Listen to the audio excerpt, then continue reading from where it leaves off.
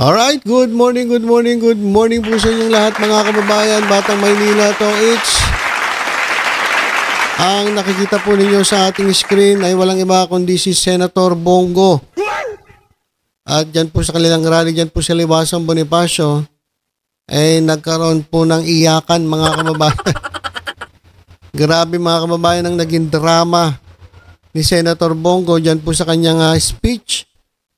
At itong mga DDS naman ay talaga namang nadala dito sa drama ni Senator Bongo. Ito mga kababayan, pakinggan ninyo itong litanya ni Senator Bongo. Magandang gabi po sa inyo lahat. Alam kong malungkot tayong lahat sa nangyari, no?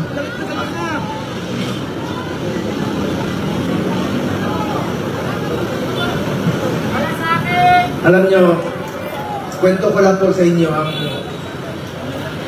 huling balita ko kay Tatay Digong. Matagal kaming magkasama. Alam nyo, higit pa sa tatay ang turing ko sa kanya. 1998, una po akong nanimbihan sa kanya. Hanggang 2022, kahit senador na po ako, sinasamahan ko siya hanggang sa huling araw ng kanyang termino. Sumama po ako hanggang makauwi siya sa bahay niya noong June 30 of 2022. Alam ko yung hirap na niya. Halos hindi na nga makasuot ng medyas. Sinong magme-medyas sa kanya doon? Nagmurit talaga kami. Gusto ko lang iyak. Hindi sinabi ko. Alam nyo, nakausap ko kaninang madaling araw si Atty. Mijaldea pagkatapos ng hearing nila at saka si Ma'am Anilet. Kaya siya ganon siya magsalita. Dalawang dahilan, maaaring nag-a-adjust sa oras. At ang pinakamasakit sa lahat, yung sinabi sa akin ni Atty. Mijaldea na hindi binibigay sa kanya yung gamot niya.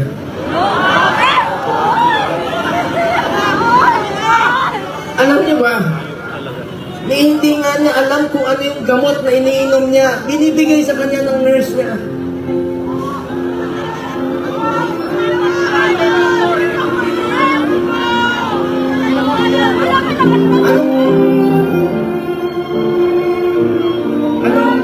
Alright, ito na mga kababayan.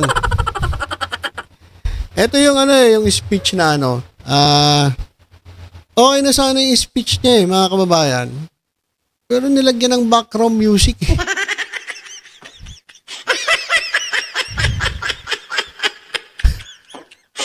Bakit yung nilagyan ng background music? Para madala yung audience? Kasi mga kababayan, kung itutuloy natin itong speech na to, sabi ko sa inyo talagang nag-iiyakan Nag-iiyakan yung mga DDS dyan sa baba. Pati si Bongo, pinipilit na rin umiyak Kasi mga kababayan, may background music. Nagpatugtog sila ng background music. Di parang ang nangyari, parang yung sa pelikula mga kababayan. Parang sa mga teleserye na sinasama ng background music. Kasi nagdadala yun Kapag may background music na malungkot, yung speech mo, na may drama, nakakadagdag yung nakakadagdag ng emosyon. Kaya ito mga nasa paligid mga kababayan, itong mga audience dito, pakita nga natin yung mga audience. Tingnan nga natin kung ipapakita. Kasi sa coverage ng SMNI, nakita Ito kasi live ni Bongo. Ayan mga kababayan Ayan, nag-iiyakan paano ba naman may background music Ba't nilagyan nyo pa ng background music para para mag-iyakan din yung mga nakikinig. Diba?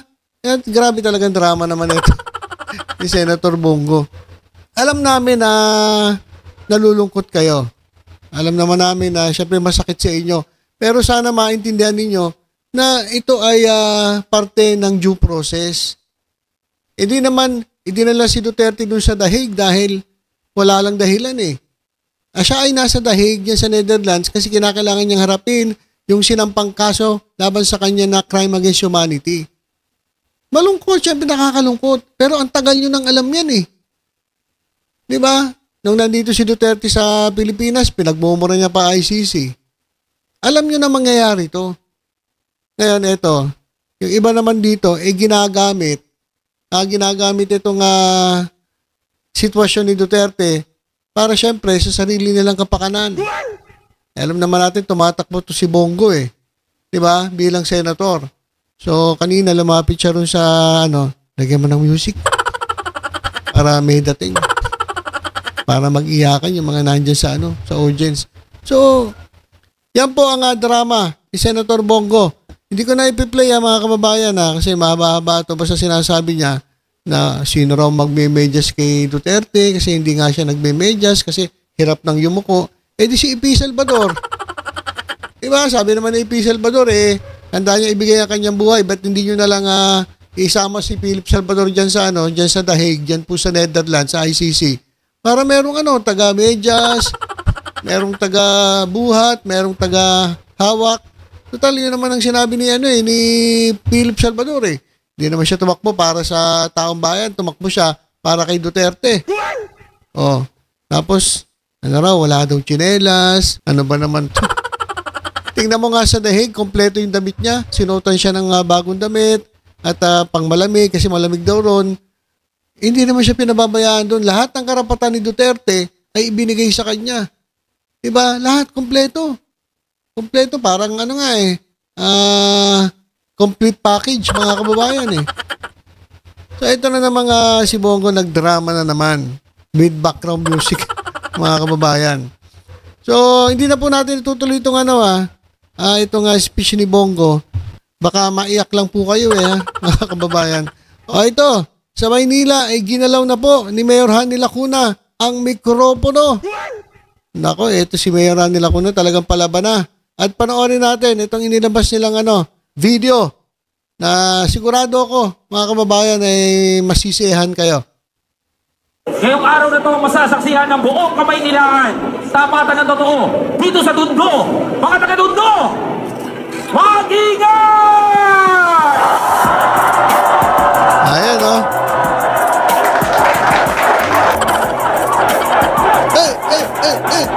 At ngayon, hindi na ako magpapaligoy-ligoy pa. Sa kaliwa ko, isang mamamayan na gustong maliwanagan. Sige!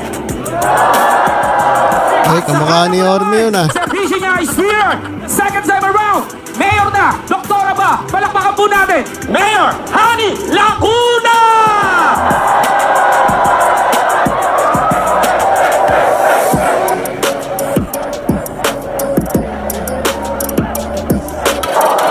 Alright. Sige.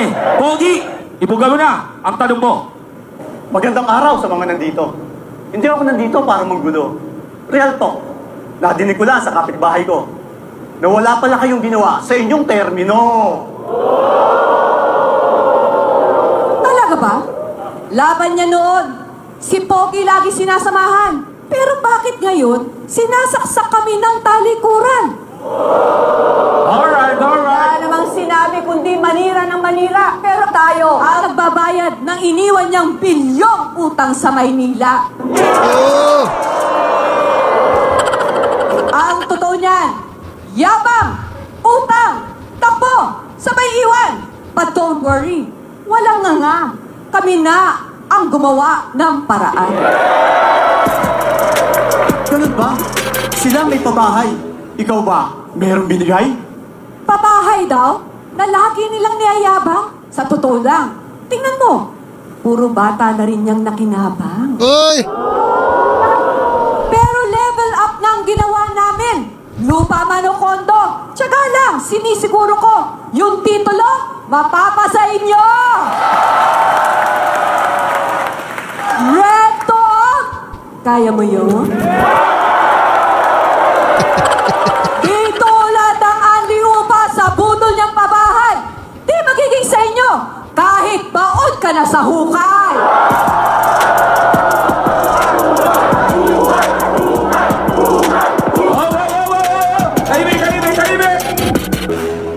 May nakapagsabi lang din, mga estudyante at senior high hanggang kolehiyo ay tinutulungan ninyong pag-aralin? Correct! Matagal na natin ginagawa yan.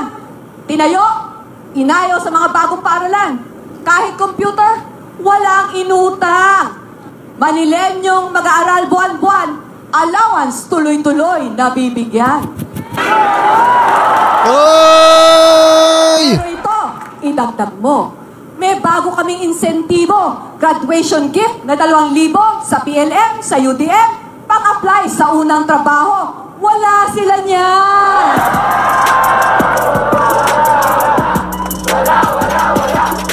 Paano naman ang matatanda? Sa kanila ba meron kayong nagawa? Eto, tiyak walang maiiwan. Mga lolo't lola natin, atin ding binibigyan. Dating 500, ginawa nating 1,000! Yun!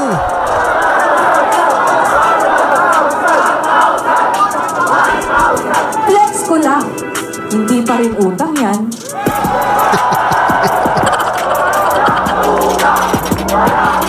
Alright. Move on na tayo sa mga tao. Paano naman ang trabaho? Eto ang totoo. Nasa termino ko, tripling katao may hanap buhay.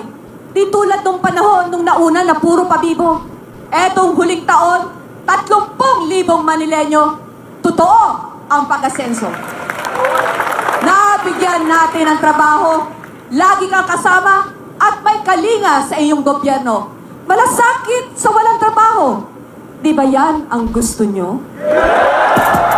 May iba naman, mga ospital na bago. Bakit hanggang ngayon nakakandado?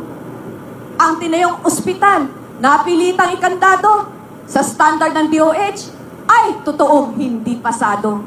Super mega health centers, aming binuo sa medical equipment, mas bago at kumpleto. Cancer center, sa ating palang magiging totohanan. And take note, hindi pa rin yan galing sa mga utang. Panis! Wala silang ganyan! Oy! Paano naman yung Naguluhan na.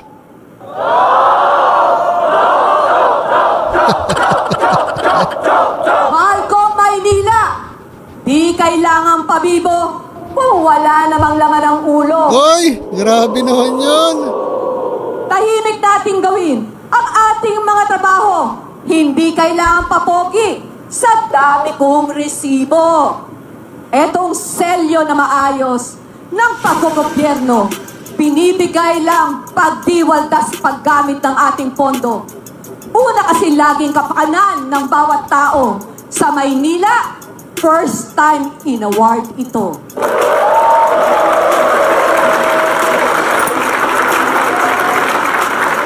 Totoong babangon tayo sa utang na sa ating bumaon. At di lang yan laway na sinasanla. Di pangako na galing sa nguso. Make Manila utang again?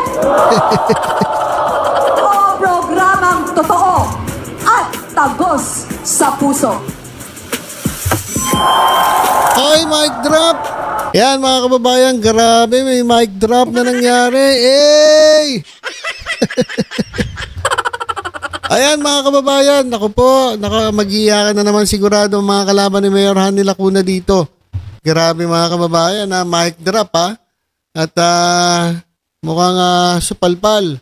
Etong kalaban ni Mayor Hanny Lacuna, talaga naman pong sigurado, malapit na. Mas lalong mag-iinit etong kampanya dyan po sa lungsod ng Maynila. Kaya muli, ako nagpapaalala sa inyo dyan po sa mga batang Maynila. Mayor Hanny Lacuna tayo mga kababayan. Bakit? Unang-una, walang iwanan. Hindi po tayo boboto ng isang kandidato na gagamitin lang ang Maynila para sa mas mataas sa pangarap. Doon tayo kay Mayor Hanny Lacuna na handang ibigay ang kanyang buhay diyan lang po sa lungsod ng Maynila. Wala pong akyatan sa senator, wala pong akyatan sa vice president, wala pong akyatan sa president, wala pong iwanan. Tuloy-tuloy lang po siya diyan sa lungsod ng Maynila.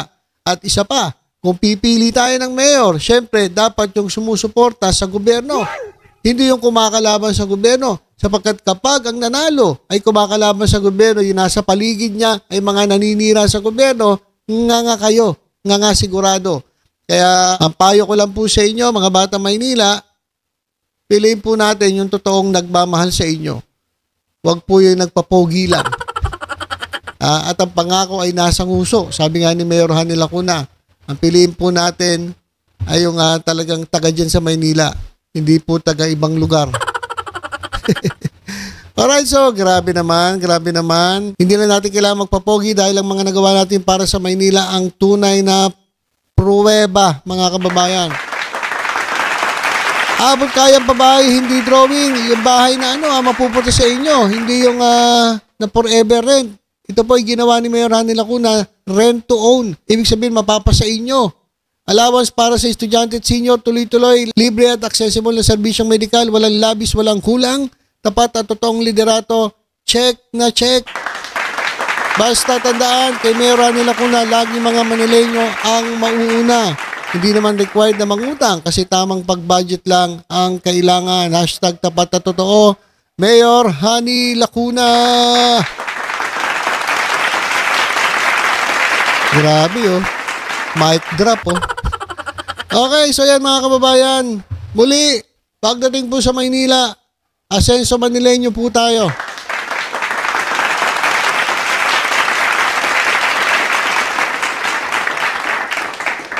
So balik lang tayo saglit kay Bongo. Mga kababayan, wag po kayong magpapaloko. Wag po kayong magpapabudol sa drama nito, mga kababayan. Biruin nyo, mag-i-speech lang. Sinamahan pa ng background music. Bakit kinakailangan mag-speech ka na may background music? O para maiyak yung mga kasamahan mo dyan? Para maiyak yung mga nanonood? Alam niyo kung sincere ka sa sinasabi mo, hindi mo na kinakailangan ng background music para talagang mag-iyakan ng mga yan. Alam nga talaga, Senator Bongo style na ito So yun lang po muna mga kababayan. Tutok-tutok lang po dito sa Batang Maynila. Sa iba pang updates. Ingat po tayong lahat. God bless po.